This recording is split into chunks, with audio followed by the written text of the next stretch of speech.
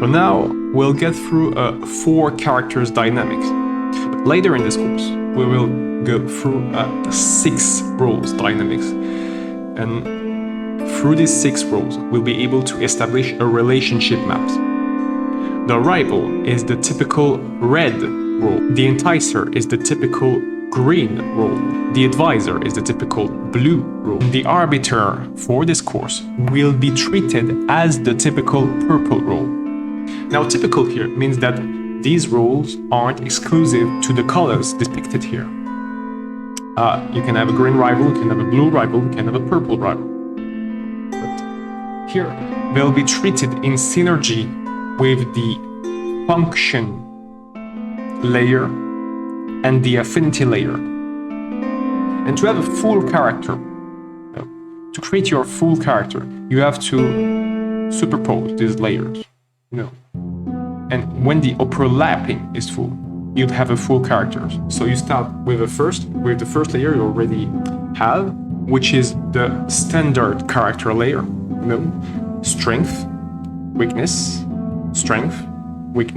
and goal. That's your first layer. That's the basics of your character. And really create this map, create this 4 character maps. Then you superpose the affinity layer, then the function layer, and finally you return to the roles. So now for this course, if you followed this superposition, because it's just one of them, there are multiple of them, and again, we encourage you to customize your characters as much as possible. Really, it's you. The characters are you. They are your essence. They are your story. So for this course, for most of this course, in the simplest schema, the rival will be the protagonist, and the rival will be seen as the friend. This character, your protagonist, your main character, not the main character of the story, but the main character of your projects, of your expectations, will be your closest friend. So that's what red will symbolize here. And again, you shift that if you feel more attraction to another color. You shift everything I just said to green if you prefer green. If you prefer green, the green becomes the rival, the green becomes the protagonist, the green becomes your closest friend, and so on.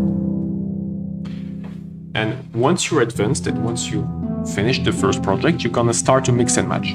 But for now, the red is the rival, the red is the protagonist, the red is your closest friend, and the red is the first character that you will create for this demonstration. Now, for the roles themselves. Just before that, you'll notice that the character we use here as an avatar as an indigo color. This character is indigo in its color. It's not exactly blue, and her eyes are red. So you can, later, you can start right now. Again, if you want to challenge yourself, it's always just a great way to advance faster. But you have to realize now that a character can have one color, one main color, one dominant color, but the character can have multiple colors. So this character here you see as an avatar here is indigo in her body, but her eyes are red. And there's a complementarity used here that we will I'm sure you already have the instinct on how complementarity will work, because it's basic colorimetric complementarity. For example, here red is complementary to blue and purple is complementary to green. And if you really pick a color, a wheel of colors, you'll just see that. And that's the basics really of how color works in our system. So the rival is considered red most of the time. The rival, however, is not defined by this color. The rival is defined as any other role by 2 main behavior traits. So if you haven't finished your characters, that's an easy way to start. The rival will be relentless That's her strength, that's her main strength, and the mirror of this strength is the reckless flow. Recklessness here is the intrinsic flow of relentlessness. So that's our follow-up. You know, you start by creating your character with a strength, and this strength should have a flow. This strength should have a mirror. So that's how we define the rival. The rival is relentless, and the rival most of the time will be reckless. And this recklessness in dangerous situation, in crisis, will hinder the group. The Enticer is enthusiastic. The Enticer, for now, is green, but what defines her is her enthusiasm. She's the most enthusiastic member of the group. She's the most enthusiastic character in the story. And now, just enthusiastic doesn't mean delusional, you know? But enthusiastic, in most cases, will mean fervid. So the Enticer will want to convert others to her enthusiasm. And it is in itself a potential issue. No, it is in itself, being overjoyful may be an issue, as you've probably already experienced. So her fervid nature may become an issue in certain situations, namely situation of grief, for example. It can be. Or in grief, an Enticer may be the most useful part of your team. She may be the character that will motivate you to continue after a loss. Just as a side note, the rival and the Enticer, or here, the protagonist and the support, are not the most subtle characters. And there's that's the main purpose of this whole system. This system is meant to be systematic, meaning you have it once, you can apply it to any story, really. So it has to be as clear as possible. And so these two characters, these two roles, rival and Enticer, are supposed to be as clear as possible, as cleanly designed, and they will suit your protagonist and your supporter more, because they're easier to read. Whereas the two other roles, Arbiter and Advisor, are a little more difficult to read and will most of the time require some more advancement in writing. The Advisor is defined by her empathetic nature, because the Advisor wants to help. So in order to help, she has to understand the nature of the problem through the perspective of the person she wants to help. That's empathy in action. The Advisor is empathy in action. So it doesn't make her an antagonist per se, doesn't make her an opponent per se. The Advisor really is, and can be your protagonist. The Advisor really is a more advanced persona and should be treated like so. So what it means is, your Advisor wants to help someone. There's a definitive attachment to another character. So an Advisor would make a great supporter as well. For example, if your protagonist rival and your antagonist Advisor share this deep relationship and become best friends or more, they can become, because they were the counterpart of each other, they can become complementary, fully complementary. And the attached nature of the Advisor will pair well with the reckless nature of the rival. The synergy between their two weaknesses may help them, or it may doom them, because they're both weaknesses. So in weaknesses there is empathy, and in weaknesses there is potential loss. The transition between the Enticer and the Advisor, because you want to create as much relationships, as much, you want to link your character as much as possible. You want to create the most attachment possible between your characters, to create attachment with the reader. Really, if you get just one thing from this course, it's this: attachment, emotional attachment. And that's why the advisor is so important, and that's why I recommend you put the advisor in the antagonist role in the early project, so you can really just create more likable antagonists more easily. That's the main reason. So if you get one thing from this course, is emotional attachment. Emotional attachment is the key to success. If you want, you're just like we want you to become a writer faster, and we want you to become a writer more sustainably. That's a form of attachment. We have to create a belonging here. We have to link you to this process, to this procedure, to this system. So, advisor. The link between the advisor and the enticer is their collective orientation, their outer orientation.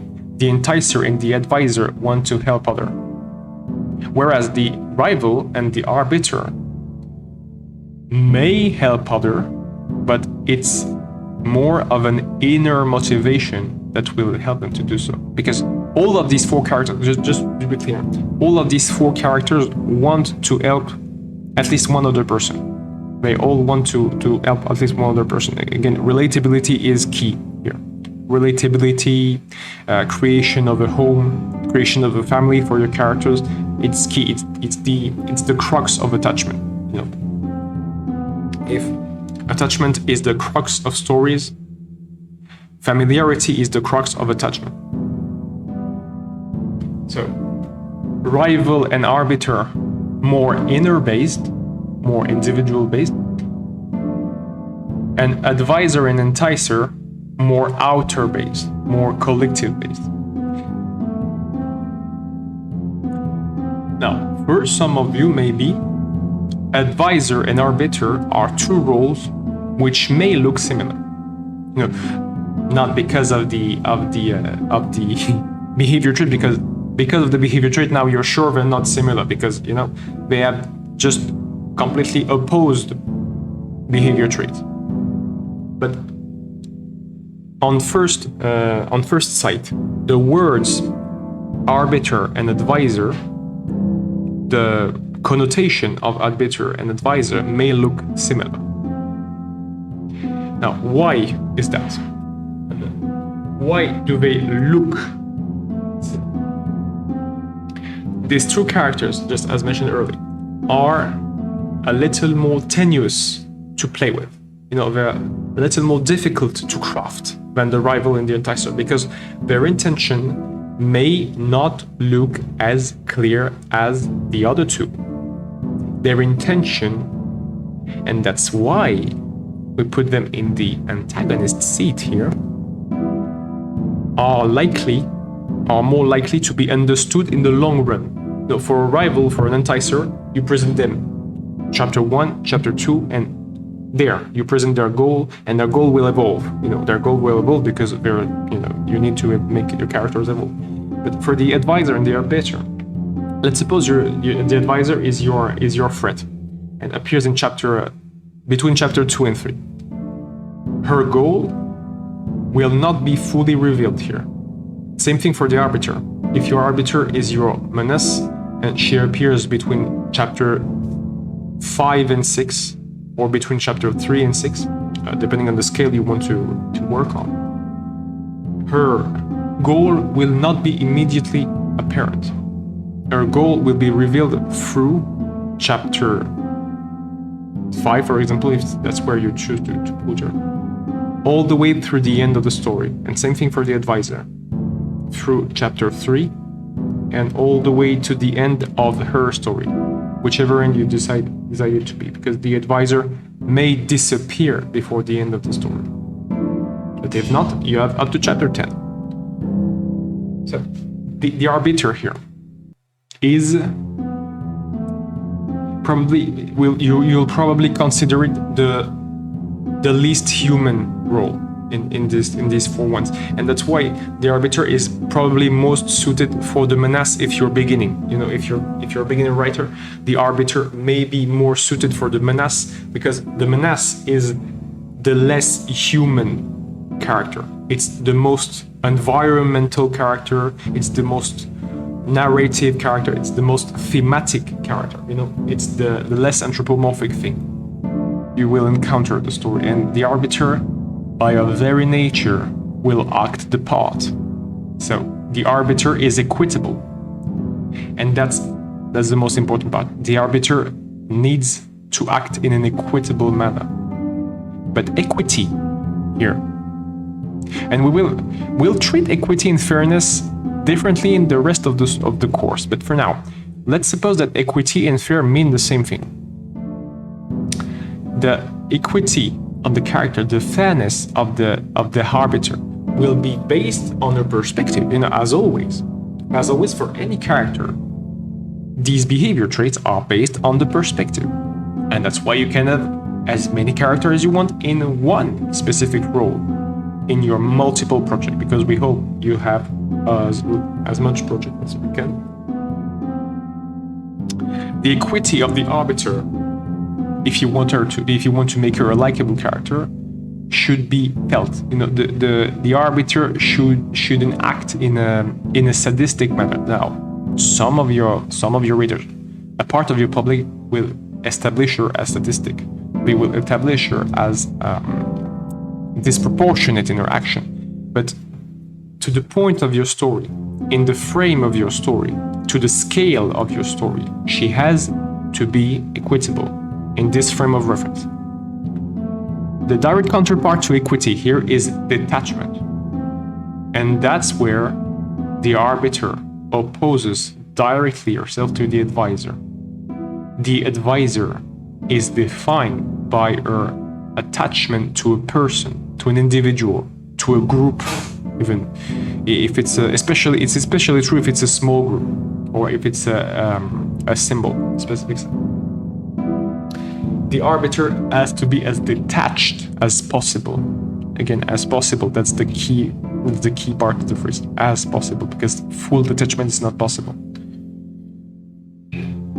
So, in most cases, the Advisor will take the most suitable decision for the group, for our peers, for our family, whereas the Arbiter will take the best decision, or let's say the most appropriate decision for the world as a whole. It's really a different scale. Now, how do the Arbiter and the rival oppose each other? Well, if the rival and the Advisor are linked to each other by their wish to become closer, that's the aim of the deep relationship with your antagonist. If their aim is individually centered, if it's inner based, in this case here, if it's limited to an individual scale or a small group scale, in the case of the Arbiter, it's the exact opposite. So you can consider here that the Arbiter is the exact opposite of the rival, in a sense which their decisions will be oriented to the opposite of one another. Now, because in the case of the relationship between the Arbiter and the Enticer want to help as many people as possible. The Enticer wants to spread the joy, wants to spread the enthusiasm, because the Enticer understands that the lesser the problems, the lesser the pain. The Arbiter functions with the same logic, with as many differences there are between the Arbiter and the Enticer. The Arbiter wants to reduce the amount of problems in the world. However, the Arbiter will consider almost exclusively her vision, whereas the Enticer will consider the vision of others a lot more. and that's where the Enticer and the Advisor are linked. I'll just make a note of it, but let's try it this way. The Enticer wants to help others, she wants to help the collective, she wants to help the world, she wants to make the world a happier place. Exactly in the same fashion, the Arbiter wants to make the world a less problematic place. You know, it's not exactly the same, but it's the same orientation. However, the Arbiter will consider only her perspective, whereas the Enticer has understood that she had to consider others' perspective. So here, the Enticer has an advantage over the Arbiter because she has a broader perspective. But generally, the Arbiter will have much more influence, much more influence. The Arbiter will more often make use of authority, whereas the Enticer will most often make use of sympathy.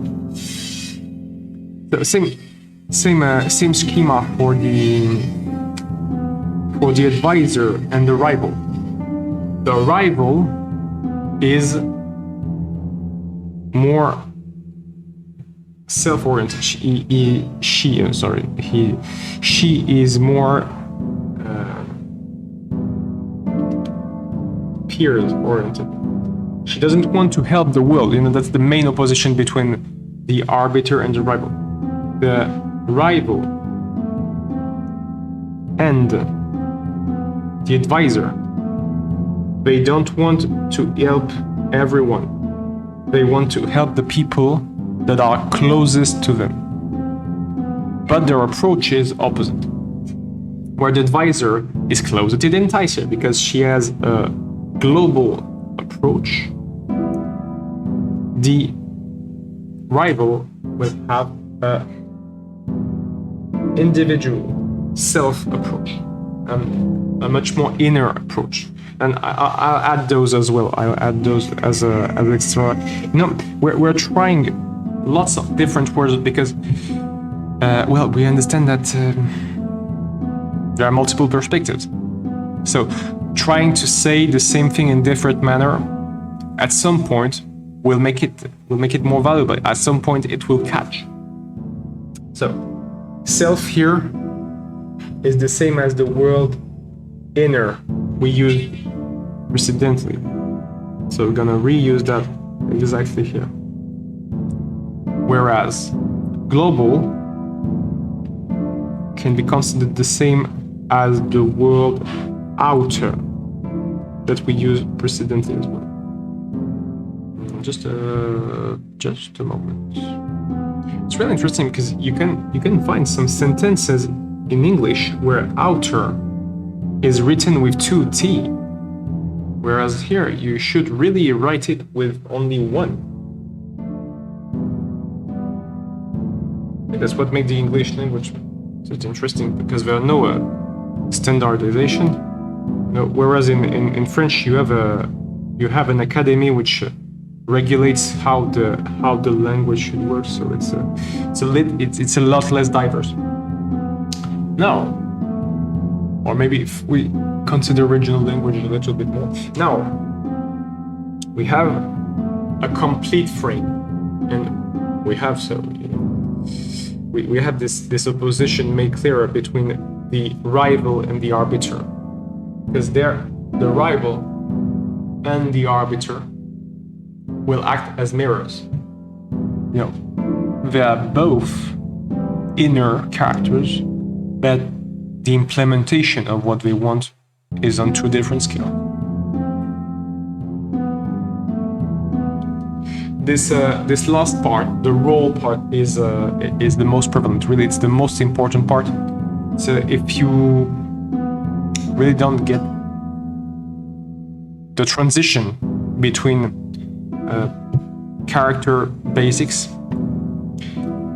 to affinity, to function, to rules, just remember the rules part. That's the most essential part, because that's the most reusable part. That's the part that you'll want to customize the most as well. And that's probably the part that will help the public to both identify more easily your character and attach themselves to your character more easily. So as you return to your 4 characters template, and you try to, define the goal if the goal is still unclear for you, because at this point the strengths and weaknesses of the characters will be clear, especially if you made use of the role archetype system. If you have to develop the goal, because maybe it's clear for you now. If you have to develop the goal, make use of these relationships, because making use of these relationships will it will really diminish your workload. Because if you have a goal for one character and it can be any of these 4, the goal of each other character will be directly depending on this goal.